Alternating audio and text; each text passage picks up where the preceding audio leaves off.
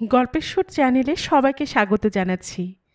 আমি রোমানা নূপুর এখন আপনাদের পড়ে শোনাব নরেন্দ্রনাথ মিত্রের লেখা একটি গল্প, সহযাত্রিনী। আজও বাসে মেয়েটির সঙ্গে সুব্রতর দেখা হয়ে গেল। ঠিক দেখা হওয়া বলা চলে না, দেখল সুব্রত, একতরফা দেখল। ও তো আর কোনো দিকে চোখ তুলে তাকায় না।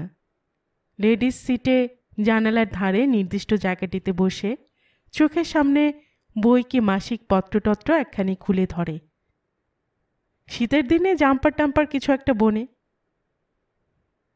এইভাবে সারাটা পথ কিছু না কিছু দেখে, না শুনে, কারো দিকে না তাকিয়ে ও একেবারে অফিসের সামনে গিয়ে নামে। একটু এগিয়ে গিয়ে স্ট্যান্ড থেকে উঠে বলে ওই জায়গাটি ওর বেশি হাতছাড়া হয় না। সিটটি যেন ওর রিজার্ভ করা আছে।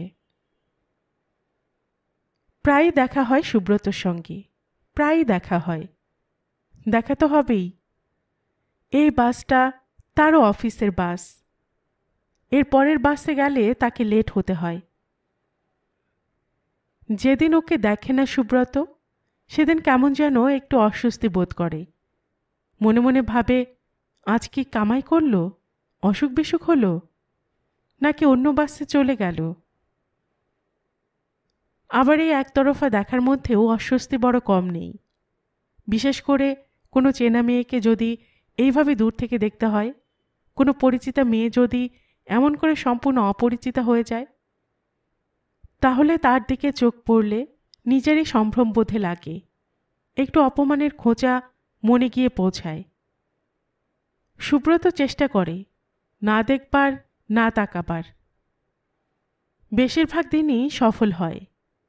ট্রামে বাসে সে অবশ্য বইকে কাগজ পড়াটা পছন্দ করে না। তার মধ্যে একটু যেন লোক দেখানো অধ্যয়নশীলতা আছে।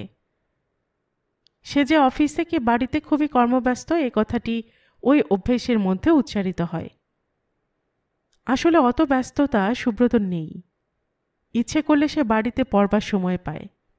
কারো সঙ্গে বাজার দর, খেলার মাঠ কি রাজনীতির বাম দক্ষিণ পন্থা নিয়ে ট্রামে বাসে আলোচনা করতেও তার রুচি হয় না। চেনা পরিচিত কেউ এসে পাশে বসলে কি কেউ পাশে বসতে দিলে তার সঙ্গে বড়জোর কুশল বিনিময়টুকু চলে। তারপর তাকে নীরব হতে দেখে সঙ্গীকেও চুপ করতে হয়। তাই এক হিসেবে ওই মেয়েটির মতো সুব্রত বসু বালিগঞ্জ থেকে ডালহৌসি স্কোয়ার পর্যন্ত এই দীর্ঘ পথ নিঃসঙ্গভাবে যায় আসে। কিন্তু মন কি সবদিন অতখানি অবিচল, নির্বিকল্প আর সঙ্গহীন থাকে? ওই মেয়েটি, ওই শ্যামলী দত্তের সঙ্গে বছর 5 আগে এই বাসে একদিন আলাপ হয়েছিল। তখন দামি শাড়ি ছিল ওর পরনে, হাতের আংটিতে, কানের ফুলে দামি পাথর বসানো ছিল। ও যে ধনীর ঘরের মেয়ে তা অতি উচ্চারিত না হলেও ওর চেহারায়, ওর বসবার ভঙ্গিতে বোঝা যাচ্ছিল। মুখের কমনীয় কান্তিতে সুখ আর স্বাচ্ছন্দ্য লাবণ্যের মতোই মিশেছিল।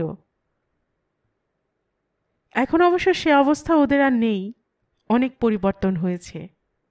সুখ আর দুঃখ গাড়ির চাকার মতো ঘুরে ওপর নিচ করে। এ কথা ওদের বেলায় বড় বেশি রকম খেটে গেছে। আজ আর সেই দামি দামি শাড়ি গয়না নেই। সাধারণ একখানা তাঁতের শাড়ি পরেই বেরিয়েছে শ্যামলী। এক হাতে ঘড়ি আর এক হাতে একটা বালা পরেছে, আর কোথাও কোনো ভূষণ রাখিনি। চেহারার মধ্যেও কেমন যেন একটু শুষ্কতা এসে গেছে। সে কি শুধু 5 বছর বয়স বেড়েছে বলেই? অবশ্য সেই সঙ্গে ওর চেহারার তীক্ষ্ণতাও বেড়েছে। বাইরের প্রতিকূল পৃথিবীর সঙ্গে বেশি রকম যুদ্ধতে হলে মুখ চোখের যে তীব্রতা বাড়ে, সেই তীব্রতা এসেছে ওর শরীরে, হয়তোবা মনেও। মুখ তো মনেরই প্রতিচ্ছবি। তখনকার সঙ্গে এখনকার তুলনাটা বড় চোখে পড়ে, বড় বেশি রকম মনে হয় সুব্রতর। হওয়াটা যদিও উচিত নয়, অশোভনও। বাস ভর্তি এতগুলি যাত্রীর আর কারুরই বোধ হয় সেসব দিনের কথা এমন করে মনে পড়ে না। আর সবাই সে কথা ভুলে গিয়ে বেঁচে গেছে। শহরের জীবনের কালস্রোত, ঘটনার স্রোত বড় প্রখর। সেই স্রোতে কে কবে হাবুডুবু খেয়েছে, কে কোথায় তলিয়ে গেছে, সে কথা বেশি দিন কে আর মনে করে রাখে। এমনকি পাড়াপড়শিতেও রাখে না। কিন্তু আশ্চর্য, সুব্রত অমন করে ব্যাপারটা ভুলে যেতে পারেনি। আর ওই শ্যামলী, সেও নিশ্চয় মনে করে রেখেছে। মনে রেখেছে বলেই সুব্রতর দিকেও তাকায় না। বাসে ওঠা নামার সময় কি পথে টথে কোথাও দেখা হয়ে গেলে চোখে চোখ পড়লে মুখ নামিয়ে নেয়, কি ফিরিয়ে নেয়। চোখে কি ঠোঁটে একটু হাসি ফোটে না। অথচ হাসলে ওকে কি চমৎকার দেখাতো। পাতলা ঠোঁট, সুন্দর সুষম দাঁতের শাড়ি। হাসলে এখনো নিশ্চয় ওকে সুন্দর দেখায়। সেবারে বাসেই শ্যামলীর সঙ্গে প্রথম আলাপ হয়েছিল সুব্রতর। সে যথারীতি তার অফিসে বেরিয়েছিল, আর শ্যামলী যাচ্ছিল ইউনিভার্সিটিতে। ওর হাতে ছিল সরু একটা নীল রঙের খাতা, আর সেই সঙ্গে মোটা একখানা মনস্তত্ত্বের বই। সুব্রত যাচ্ছিল দাঁড়িয়ে দাঁড়িয়ে। ও বসেছিল একটা লেডিস সিটের আধখানায়। বাইরে টিপটিপ করে বৃষ্টি হচ্ছিল। শ্যামলী আরও একটু সরে গিয়ে সুব্রতের দিকে চেয়ে বলেছিল, বসুন। কালো চোখের সেই তাকাবার ভঙ্গি বড় ভালো লেগেছিল সুব্রতর।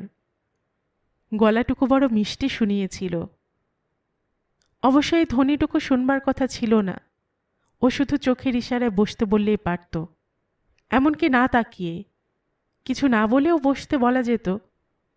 কিন্তু যে জন্যই হোক, সেদিন ওর মনে প্রচুর দাক্ষিণ্য ছিল। সুব্রত পাশে বসে ইংরেজিতে ধন্যবাদ জানিয়েছিল। চোখে আরেকটু কৃতজ্ঞতা জানাতে গিয়ে দেখে মুখখানা শুধু সুন্দরী নয়, চেনাও। চেনা মানে অনেকবার দেখা। এই পাড়ারই মেয়ে। দেখেছে পার্কে, লেকের ধারে, স্টেশনারি স্টোর্সের সামনে। আজ আরও কাছে বসে দেখা হলো। সুব্রতর বিস্ময় দেখে মেয়েটিকে একটু হেসেছিল। যদি হেসে থাকে, সে হাসি একটি চেনা মুখকে দেখতে পাওয়ার হাসি। যার সঙ্গে আলাপ ছিল না, তার সঙ্গে পরিচিত হওয়ার স্বাচ্ছন্দ্যের হাসি। সুব্রতর চেহারাও তো একেবারে না চেয়ে দেখবার মতো নয়। তবু সেদিন শুধুই স্মিত দৃষ্টি আর বিস্মিত দৃষ্টির বিনিময়ই হয়েছিল। কথাবার্তা আর এগোয়নি।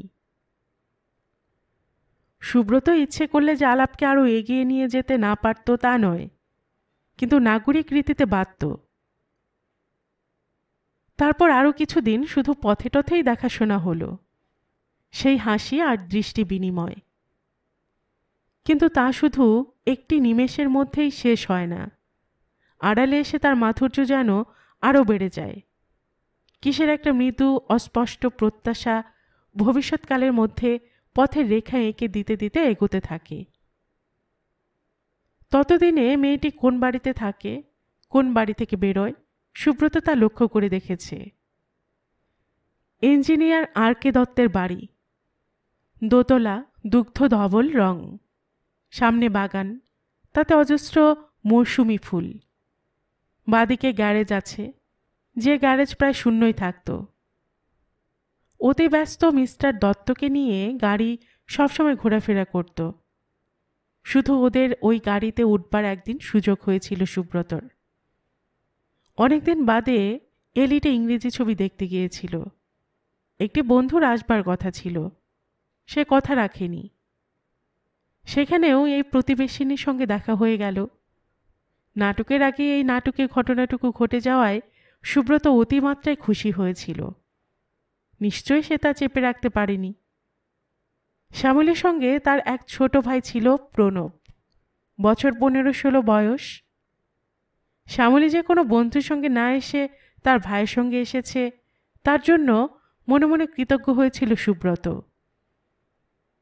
ছবি আরম্ভ হওয়ার সামান্য দেরি ছিল। লবিতে বসে খানিকক্ষণ গল্প চলেছিল তিনজনের মধ্যে। সেই গল্পের কোনো মাথামুণ্ড ছিল না। তবু সুব্রতর মনে হয়েছিল ভেতরে গিয়ে আর দরকার নেই। ভেতরে গিয়ে এর চেয়ে বেশি কি আর দেখবে, এর চেয়ে মধুরতর আর কি শুনবে। বিশেষ করে যখন পাশাপাশি বসা যাবে না, শ্যামলীদের টিকিটের নম্বর আর সুব্রতর টিকিটের নম্বরের মধ্যে যখন অনেক গাণিতিক ব্যবধান, আর সে টিকিট বদলে নেওয়ারও কোনো উপায় নেই, তখন আর ভেতরে গিয়ে লাভ কি? তবু তাদের ভেতরে যেতে হয়েছিল। শ্যামলী বলেছিল, বেরিয়ে এসে কিন্তু দাঁড়াবেন, একসঙ্গে ফিরব। ছবিটা বাজে লাগছিল। বেরিয়ে আসবার জন্যই বড় বেশি চঞ্চল হয়ে উঠেছিল সুব্রতর মন। সেদিন বাসে কি ট্যাক্সিতে আসতে হয়নি, শ্যামলীদের গাড়ি ছিল সঙ্গে। প্রণব বুদ্ধিমান ছেলে, দিদির পাশে না বসে ড্রাইভারের পাশে গিয়ে বসেছিল। আর সারা পথ শ্যামলীর সঙ্গে কথা বলতে বলতে আসতে পেরেছিল সুব্রত। ছবি শ্যামলীরও ভালো লাগেনি, কিন্তু ওই যৌথ যাত্রা যে সব ক্ষতি পুষিয়ে দিয়েছে, সে কথা অনুচ্চারিত থাকলেও অপ্রকাশিত ছিল না। কথায় কথায় সুব্রত জিজ্ঞাসা করেছিল, সেদিন দেখলাম আপনি সেতার নিয়ে যাচ্ছেন, কতদিন প্র্যাকটিস করছেন? শ্যামলী বলেছিল, বছরখানেক হলো। 1 বছর?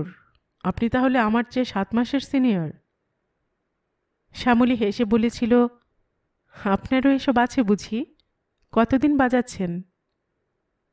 সুব্রত বলেছিল, বাজানো ওকে বলে না, অফিস থেকে ফিরে এসে যেদিন খেয়াল হয় একটু টুংটাং করি। নির্মলবাবু ধমকান, বলেন আপনার মশাই একেবারে মন নেই। শ্যামলী বলেছিল, নির্মলবাবুকে? নির্মল গুহর ঠাকুরতা? হ্যাঁ, আপনি কি করে জানলেন?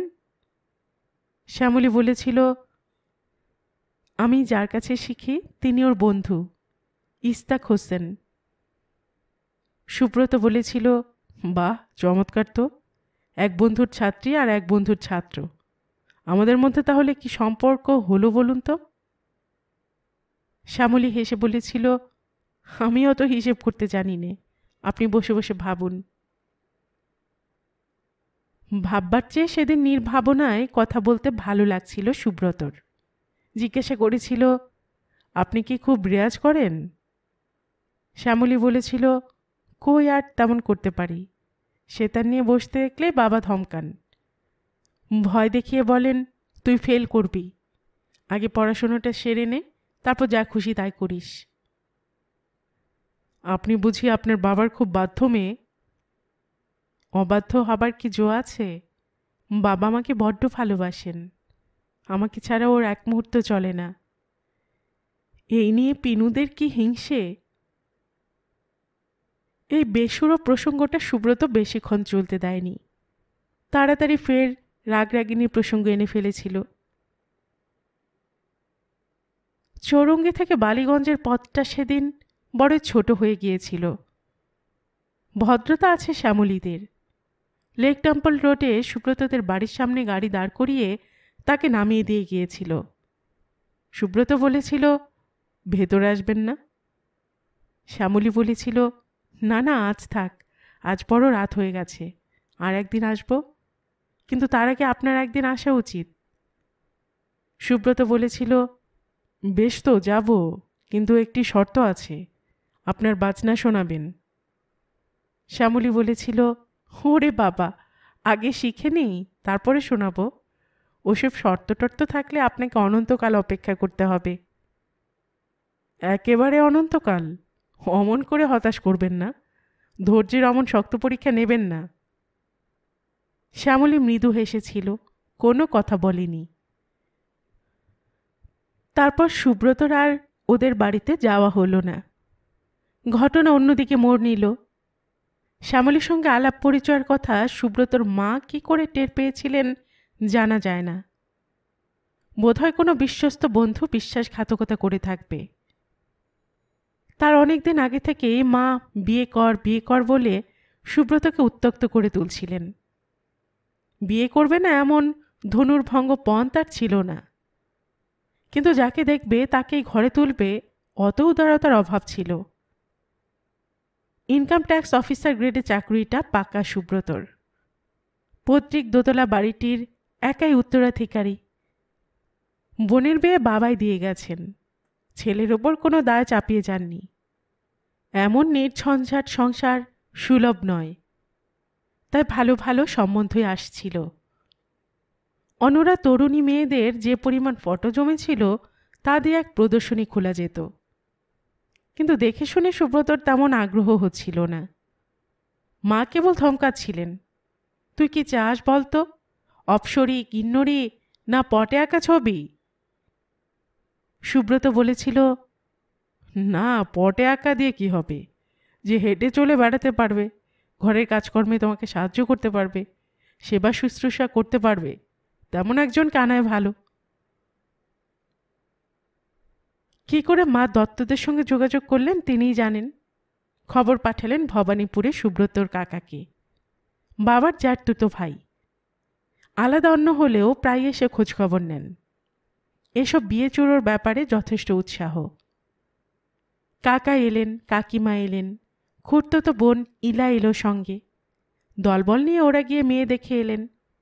সুব্রতকেও দলে টানবার চেষ্টা করেছিলেন কাকিমা, কিন্তু সে রাজি হলো না।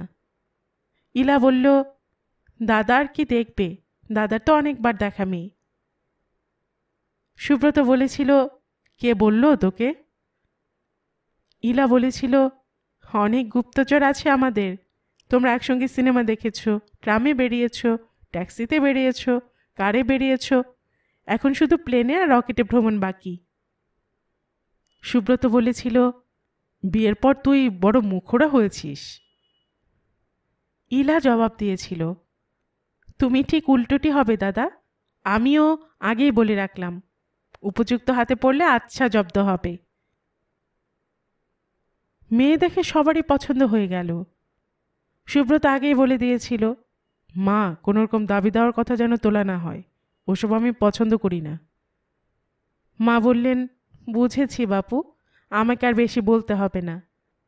দাবি দেওয়া তো ভালো, তোমার যা অবস্থা, ঘর থেকে টাকা খরচ করতে হলেও তুমি এখন রাজি আছো। ও পক্ষেরও ছেলে দেখে অপছন্দ হলো না। শ্যামলীর মা বাবা দুজনে এলেন চায়ের নিমন্ত্রণে।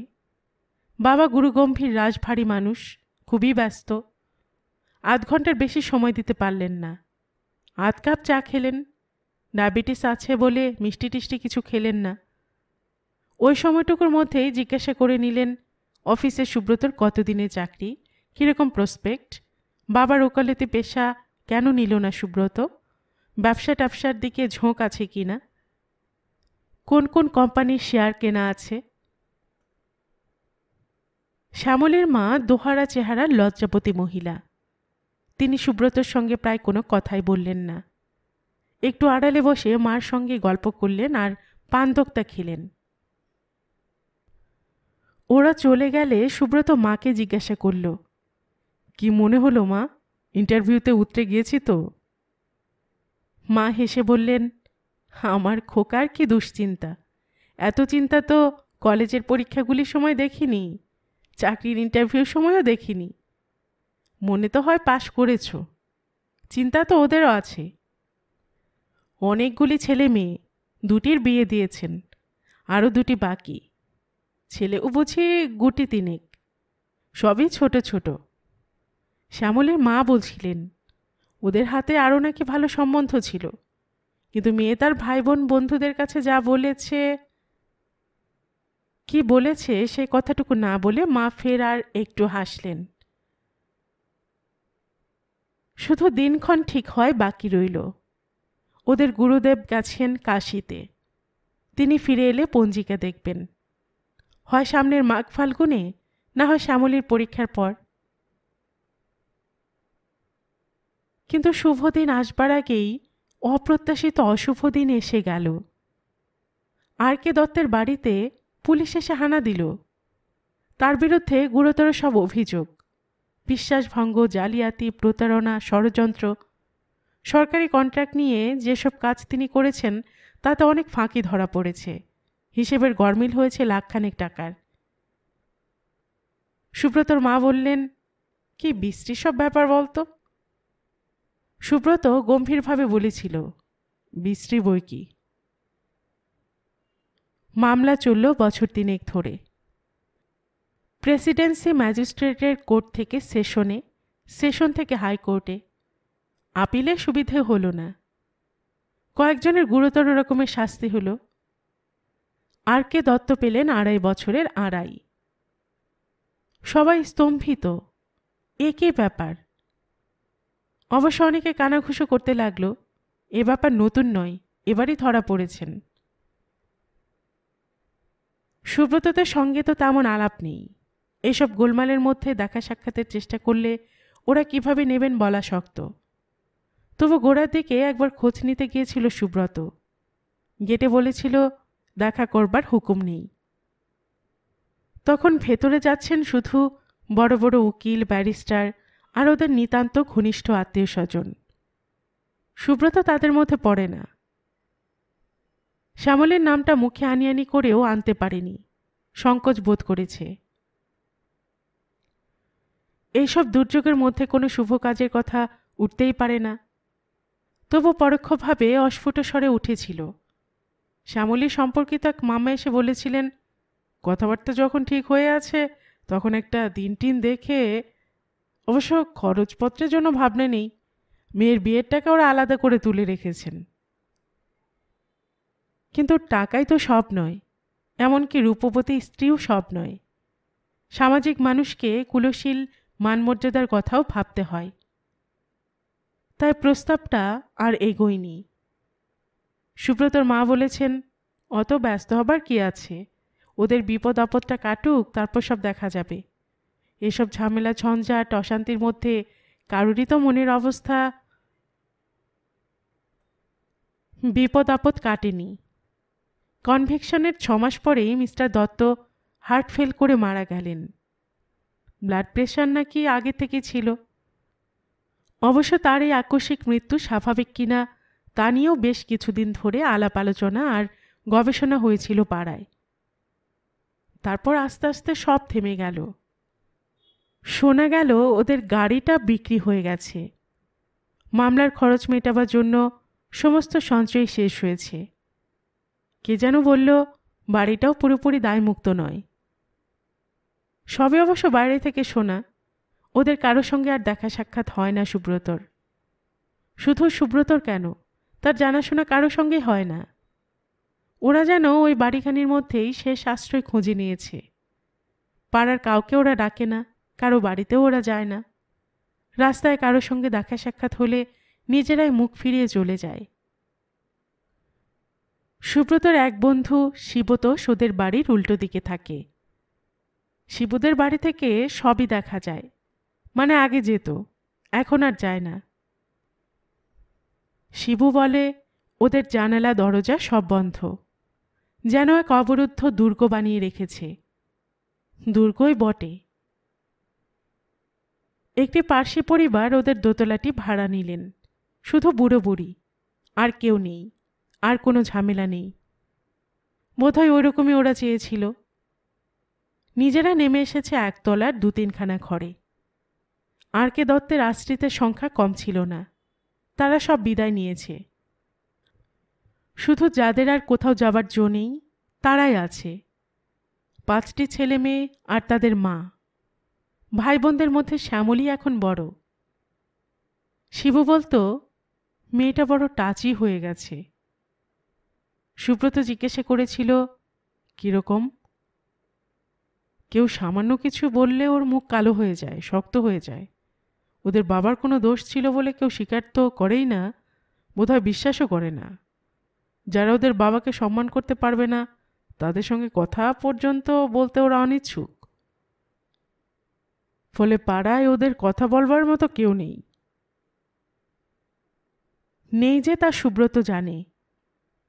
শিবু বলে, যাই বল, একটা গোটা পরিবার অদ্ভুত আর অস্বাভাবিক হয়ে গেল। একটা কমপ্লেক্স ঢুকে গেছে ওদের মধ্যে। কোত্থেকে কার কোনো একটু কথা, হাসি কি তাকাবার ধরন কি অন্য কোনো ব্যবহারের ভেতর দিয়ে কোনো নির্মম বিদ্রূপ, উপহাস, শ্লেষ, অপমান শেলের মতো ছুটে আসবে। ওরা যেন সেই ভয়েই সবসময় অস্থির। ওদের দিকে ভয়ে আমি তাকাই না। ভয়টা সংক্রামক, কি বলো? ওদের এই ভয় আমাকে মাঝে মাঝে বড্ড ভয় পাইয়ে দেয়। সুব্রত নিজের ড্রয়িং রুমে বসে গম্ভীর হয়ে শোনে, সিগারেট টানে। বন্ধুর সিগারেট ধরিয়ে দেয়। সিগারেটের ধোঁয়ায় শিবুর কবিত্বের উদ্রেক হয়। উপমা দিয়ে বলে, সারা বাড়িটা যেন এক সমাধার হয়ে রয়েছে। তারপর শিবুর বিশ্লেষণ আর খবর সরবরাহ একদিন থেমে যায়। ছুটিছাটা দিনে এসে সে অন্য কথা পারে। ক্রিকেট, ফুটবল, সাহিত্য, সিনেমা, রাজনীতি, নানা বিষয়ে এই সবজান্তা বন্ধুটির উৎসাহ আছে। শুধু শিবুই নয়, রবিবারে সকালে আড্ডা দিতে আরও অনেকেই আসে। কেউ আর শ্যামলীদের কথা তোলে না। ওদের বাড়ির অত বড় মুখরোচক ঘটনা, ওদের অদ্ভুত জীবনযাত্রা সবই অতীতের, বহু কথিত জীর্ণ বস্তু। নতুন বিষয় আপনি এসে পড়ে, পুরনো কাসুন্দি আপনিই চাপা পড়ে। সবচেয়ে আশ্চর্য, সুব্রত নিজেই সব ভুলে গেল। কবে কোন মেয়ের সঙ্গে তার কটি কথা হয়েছিল, কবে ভদ্রতা করে তাকে লিফট দিয়েছিল, সে চিত্র চিরজীবন চোখের সামনে টাঙিয়ে রাখবার মতো নয়। রাখতে চাইলেও রাখা যায় না। তাই মা কাকিমা যখন বিয়ের জন্য ফের পিড়াপিড়ি শুরু করলেন, সুব্রত একসময় রাজিও হয়ে গেল। নন্দিতাও সচ্ছল ঘরের মেয়ে, দেখতে সুশ্রী, গ্রাজুয়েট, রবীন্দ্রসঙ্গীত জানে। নিমন্ত্রণের চিঠি বিলি করবার সময় মা একবার বলেছিলেন, আচ্ছা ওদের কি একখানা চিঠি? সুব্রত মায়ের মুখের দিকে তাকিয়ে বলেছিল, ওদের মানে? মা আরও অস্পষ্টভাবে, আরও দ্বিধা জড়িত গলায় বলেছিলেন, ওই ওদের কথা বলছি। সুব্রত ধমক দিয়ে বলেছিল, ছি। তারপর কয়েকবার আরেকটি মেয়ের কথা সুব্রতর মনে পড়েছিল। সম্বন্ধের কথা উঠবার পরেও একদিন বাস স্টপে শ্যামলীর সঙ্গে দেখা হয়ে গিয়েছিল সুব্রতর। সেদিন আর ভালো করে তাকাতে পারেনি, কথাও বলেনি, শুধু সলজ্জ ভঙ্গিতে একটু হেসে অন্যদিকে মুখ ফিরিয়ে নিয়েছিল। শ্যামলীর সঙ্গে সুব্রতর সেই শেষ শুভদৃষ্টি। তারপর প্রায় বছরখানেক বাদে সুব্রত একদিন আবিষ্কার করল শ্যামলী তার সঙ্গে একই বাসে অফিসে যাচ্ছে। চেনা মেয়ে, পরিচিত মেয়ে। সহজ সৌজন্যে সুব্রত হাসি হাসি মুখে তার দিকে তাকিয়েছিল, কিন্তু সে হাসির বিনিময় তো মিললই না। শ্যামলী অন্যদিকে মুখ ফিরিয়ে নিল। নিজের বোকা বোকা সেই হাসিটুকু নিয়ে সুব্রত যে কি করবে ভেবে পেল না। প্রথমেই ভয় হলো তার সেই নিরর্থক হাসি পাছে বাসের প্যাসেঞ্জারদের আর কেউ দেখে থাকে। কিন্তু ভয় পাওয়ার কিছু ছিল না। সেই মূঢ় হাসিটুকু ঠোঁটের উপর ভেসে উঠবার সঙ্গে সঙ্গে মিলিয়ে গেছে। তারপর আর ওর দিকে তাকিয়ে কোনোদিন হাসেনি সুব্রত। হাসবার সাহস পায়নি, এমনকি সরাসরি তাকাবার সাহসও তার নেই।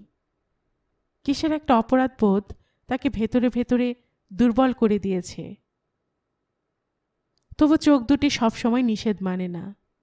আশ্চর্য নির্লজ্জতা। অপমানের ভয় নেই, সম্ভ্রম হারাবার ভয় নেই দুটি লজ্জাহীন চোখের। একখানি বিমুখ মুখের দিকেও তারা মুগ্ধ দৃষ্টিতে তাকায়। তীব্রতায়, সংগ্রামে, সংঘাতে ও মুখ আরও এত সুন্দর হলো কি করে? শ্যামলী চাকরি করবার জন্য বাড়ি থেকে বেরিয়েছে বটে, কিন্তু এক দুর্ভেদ্য অদৃশ্য বর্ম নিজের চারিদিকে এঁটে নিয়েছে। কারো কোনো চোখের দৃষ্টি আর ওকে গিয়ে বিঁধবে না। সে দৃষ্টি সহানুভূতিরই হোক, অনুকম্পারই হোক, করুণারই হোক, কামনারই হোক। সুব্রতর একমাত্র সান্ত্বনা, ও শুধু তাকেই অস্বীকার করছে না। আশেপাশের কাউকেই, কোনো কিছুকেই স্বীকৃতি দেবার ওর গরজ নেই। দেখে শুনে সুব্রত ভাবে, এই কবছরের মধ্যে কত বিচিত্র বিস্ময়কর বড় বড় ঘটনায় তো ঘটে গেল। এরপর ছোট একটু সামান্য কোনো ঘটনা কি ঘটতে পারে না, যাতে তাদের মধ্যে ফের সহজ প্রতিবেশী সম্পর্ক গড়ে ওঠে? প্রেম নয়, ভালোবাসা নয়, এমনকি বন্ধুত্বও নয়। একই বাসে যেতে হলে দুটি পরিচিত নারী পুরুষের মধ্যে যে সাধারণ স্বীকৃতিটুকু দরকার, শুধু সেইটুকু।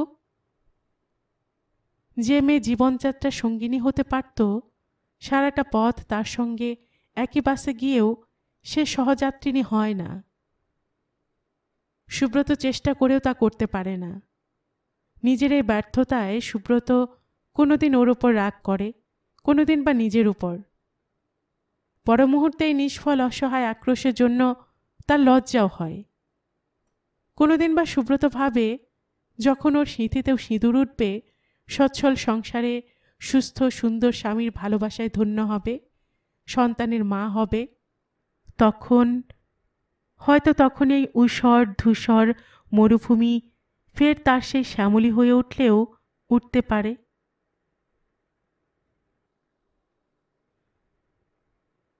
গল্পের সুর চ্যানেলে এতক্ষণ আপনারা শুনছিলেন নরেন্দ্রনাথ মিত্রের লেখে একটি গল্প, সহযাত্রিনী। আর এতক্ষণ গল্প পাঠিয়ে আমি আপনাদের সাথে ছিলাম রোমানা নূপুর। আপনারা যারা গল্পের সুর চ্যানেলের গল্প নতুন শুনছেন, আপনাদের সুবিধার্থে একটি বিনীত অনুরোধ, যদি আপনারা আরও এমন গল্প শুনতে চান তবে নিচে সাবস্ক্রাইব বাটনে একটি ক্লিক করে রাখুন ও একটি লাইক করে রাখুন। এতে এই চ্যানেলের ভিডিওগুলি খুঁজে পেতে আপনাদের সুবিধা হবে। আর পাশে থাকা বেল বাটনটি চেপে রাখুন, যাতে নতুন কোনো গল্প দেওয়ার সাথে সাথেই আপনাদের কাছে নোটিফিকেশন চলে যায়। সবসময় সবাই খুব ভালো থাকুন, সুস্থ থাকুন ও আনন্দে থাকুন, এই প্রার্থনা রইল।